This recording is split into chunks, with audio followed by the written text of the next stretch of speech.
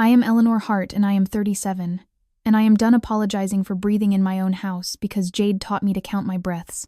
She taught me to count my steps.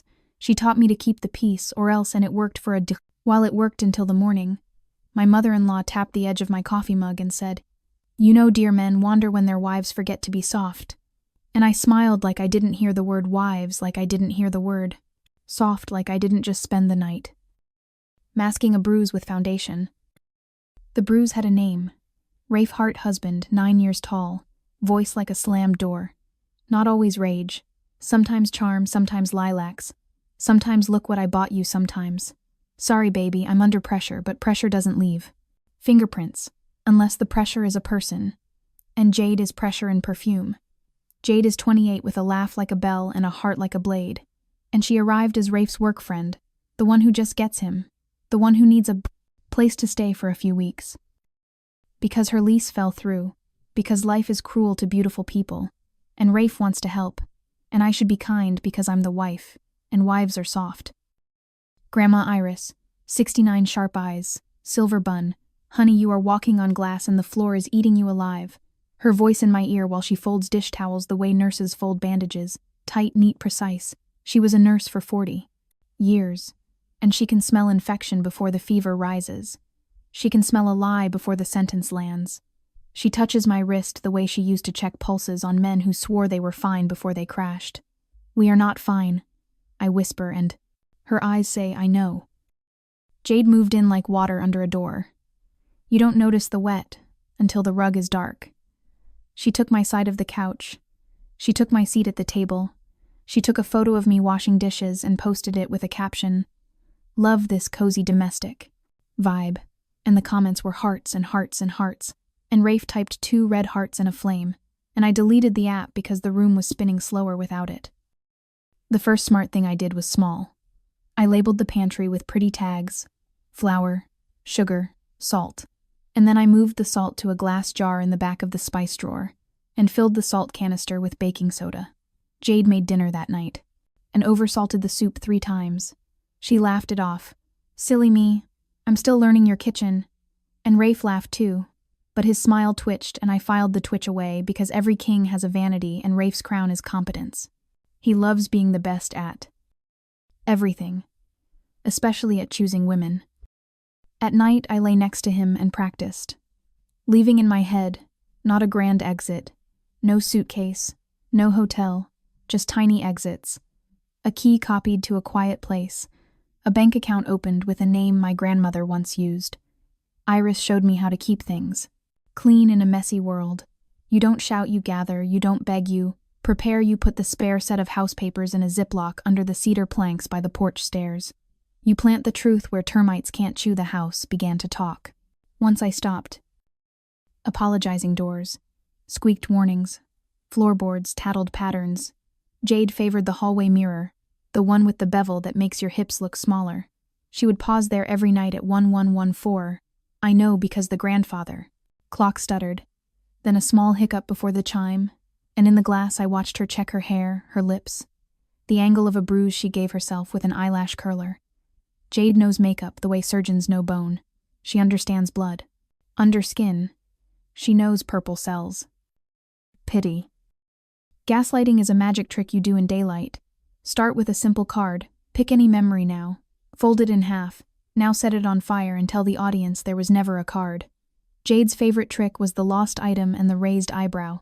Have you seen the blue folder, Eleanor? The one with Rafe's insurance papers? I put it right here, she says. And I say no. And Jade sighs. And Rafe frowns and the folder reappears inside my knitting basket because, of course it does, and I look. Like a thief in my own living room. So I didn't argue. I rearranged the game. I gave the house a memory mine hidden, precise Iris again, bridging the old world to the new. A tiny voice recorder tucked under the lip of the hallway console. Not illegal in our state. If one person knows one person knew, and I am that person. Not to catch intimacy, not to catch bodies. Just sentences, plans, tones, temperature. When Jade said Rafe. I'm scared of Eleanor sometimes. She looks at me like she wants me gone. And Rafe says she's harmless. And Jade says, harmless women sometimes snap. And Rafe says I'll handle it. I learned his tells the way card players red wrists when he lies. His jaw sets but his shoulders drop when he's guilty. His hands go for his pockets as if money could pay for what he took when he wants to scare me. He stands in doorways and talks softly. Jade taught him that soft can be worse than loud, because it makes you lean in, makes you strain to hear, makes surrender feel like your idea. So I gave him louder. I gave him light. Iris replaced the warm bulbs in the hall with bright white and Rafe, and hated how truth washes a face pale. I started tracking the daily weather too, not the sky, the house weather. Count how many times Jade says I feel faint. Count how many times Rafe says she's sensitive. Count how many times he apologizes for me to strangers. Sorry, my wife is uptight. She tries her best. She means well. This is how you disappear in your own biography, one apology at a time. Then one evening Jade shuddered at the sink and dropped a plate on her bare foot and screamed like a siren. Rafe ran in with a towel, with a voice, with a verdict. Eleanor, you left glass on the counter, that's dangerous. My hands didn't shake as I swept the shards. My voice didn't crack when I said, we don't blame people for gravity. The cut was shallow. The drama was not. Jade cradled her foot like a newborn and posted a picture of her bandage with a caption. Some people don't care about others' safety. Hearts, hearts, hearts. I didn't reply. I set the stage the way Iris taught me in the old hospital theater of emergencies. Make the room tell the truth without you. I cooked a dinner that smelled like childhood pot. Roast carrots, potatoes, onions, the kind of food that forgives you mid-chew the table. Glowed candles, flowers Iris at the head because she knows how to hold a room without moving.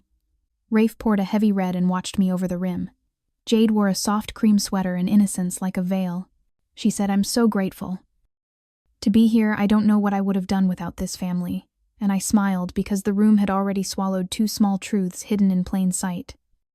Truth 1, the seating Jade across from the hallway mirror, so every time she checked me, she checked herself. Truth 2, a stack of folded tea towels beside Iris, each embroidered with a month of the year, a harmless decoration, a grandmother thing. Except Iris had stitched tiny numbers on the hems 1 through 6, small enough to miss if you don't know where to look. A breadcrumb code to mark moments later when moments turn into proof. We ate, we laughed, we let silence say things, and then the storm rolled in. Not outside, inside, the way storms do when power meets tinder. Rafe cleared his throat. I've made a decision, he said. Deliberate, serene like a judge, and my chest didn't seize because I had lived through worse sentences in softer voices. I am selling the lake cabin, he said. And my fork paused midair. Because the cabin was mine, was Iris's father's, was summer mornings and late peaches, and the deed sits in my name alone, and he knows that. And he looked at me while he said it to see if he could rewrite law by body language. Before I could speak, Jade touched his sleeve and whispered, maybe Eleanor could try hearing the why first. A soft trap, a velvet leash. And I smiled because my house was ready, because earlier I had placed a single blank envelope under Rafe's signs. Chair leg. So the chair leaned a hair to the left so that when he tried to loom he would wobble, and men like Rafe need height to feel true. The little things matter in speed. Chess, tiny levers, topple kings. I said we aren't selling the cabin. Rafe and Jade did a synchronized sigh. We're concerned about your stress. Jade said we think nature is too isolating for you. I kept my voice level. The cabin is where I can hear myself without your commentary, and Rafe's jaw set, and his shoulders dropped. Tell deceptions by gravity. Then Jade reached for the sugar bowl with a hand that trembled. She put 2 spoons in her tea. Even though last week she said sugar makes her dizzy, it doesn't matter.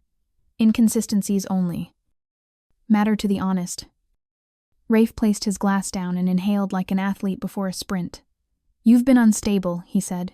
You misplace things, you forget appointments, you snap, you forget to refill prescriptions, Jade.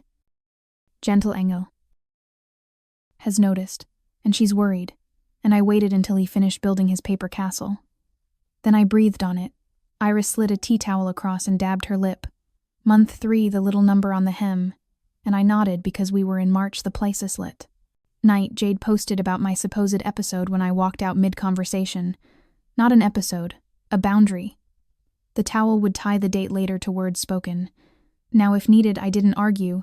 I let him add timbers to his lie because load-bearing beams snap loudest. When he was done, I said, "May I show you something?" And his smile said, "Finally, a proof of her craziness."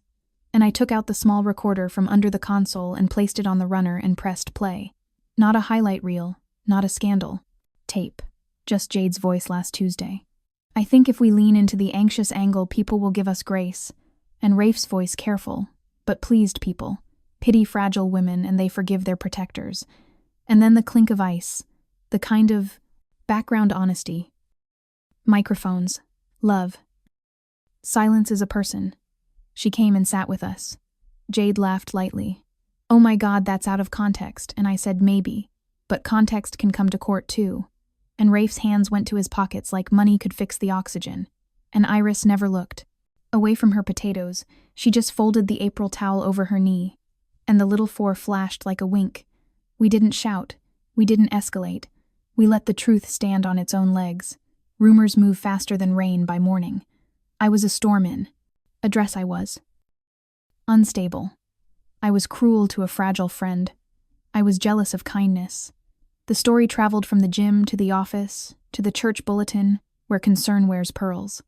The pastor's wife squeezed my elbow and said everything. "All right, dear with." That tone that means I heard and I have an opinion, and I said everything is complicated, and she nodded like she understood most stories if they contain the right villain and the right halo. Jade perfected her illness that week. Little flinches, little breaths she touched, door frames like the house might hit back. She posted a photo of chamomile tea with a caption, "Some days are heavy, please be gentle," and the comments sang an Embraer Salav anthem. She sat on the porch steps like an abandoned bride and told the mail carrier she was trying her best in a hostile environment, and I offered him a glass of water and watched him try to hold two versions of my face at once. Generous woman with ice.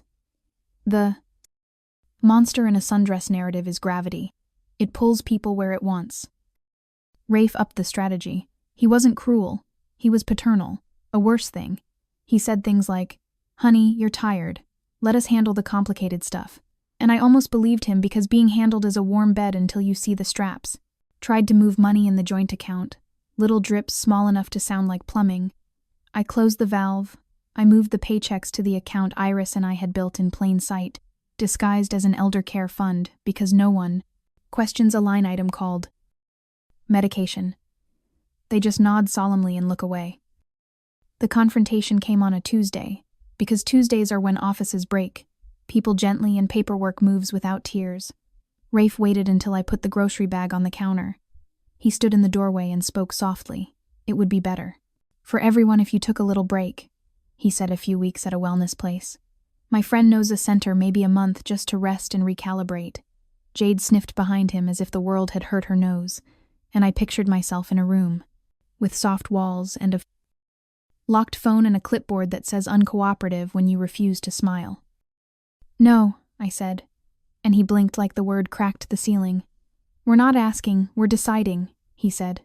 And Iris walked in from the garden with dirt on her nails and war in her eyes, and she said the thing old women get to say because they have paid for the right, not in money.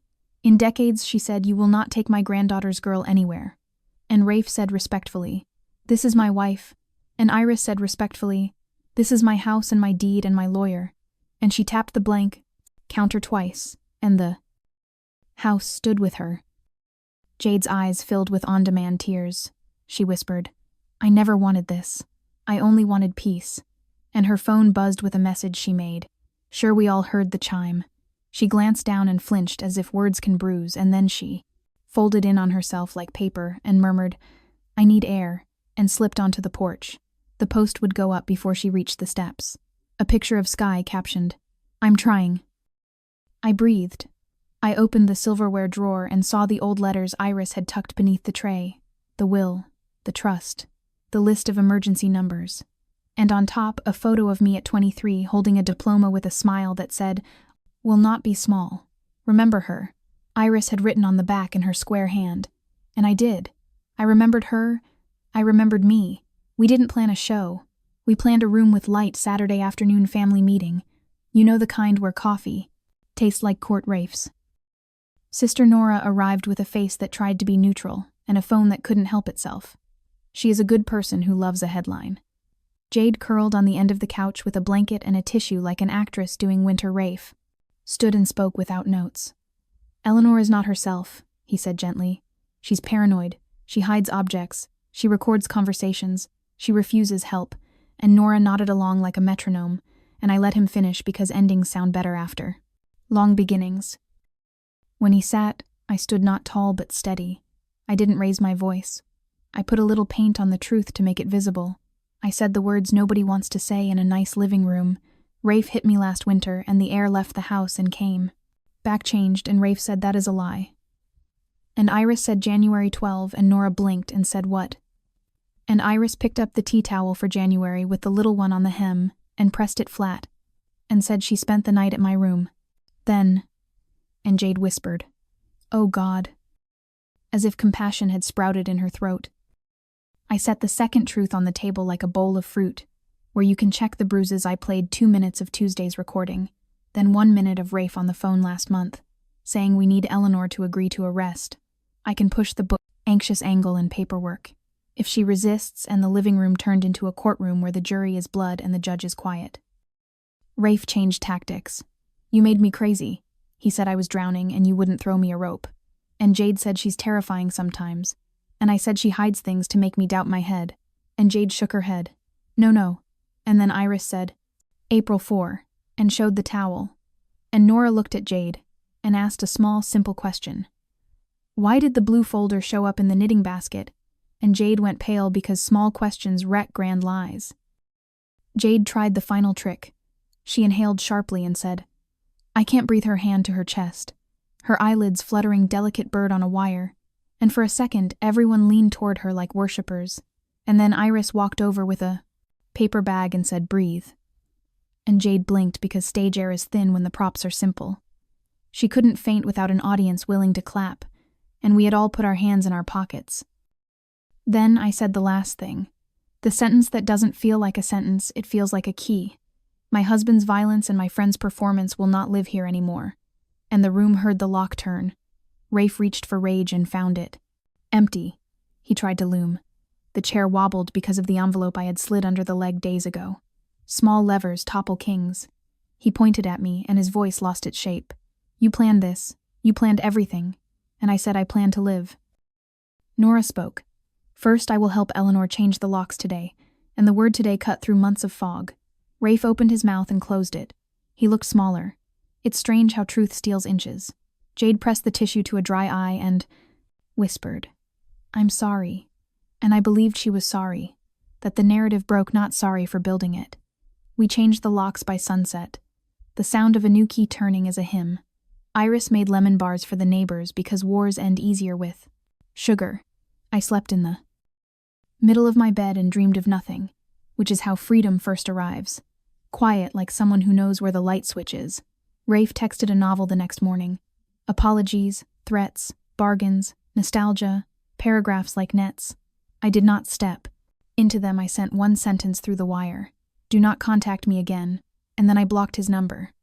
Jade posted a long note about stepping away from social media to heal, and tagged nobody, and moved out 2 days later, leaving a scarf that smelled like gardenias and a lie, and I washed both out on hot. The gossip did what gossip does. It sprinted, then got tired, then found a new jogger to chase. Nora told the truth when asked, not more, not less. That was a mercy the church ladies discovered. I was still breathing without their supervision and lost interest. The mail carrier smiled like a man who has solved a puzzle at last. I took back small territories first. The porch at sunrise, the lake at noon, the radio loud while I chopped onions and cried for the right reasons.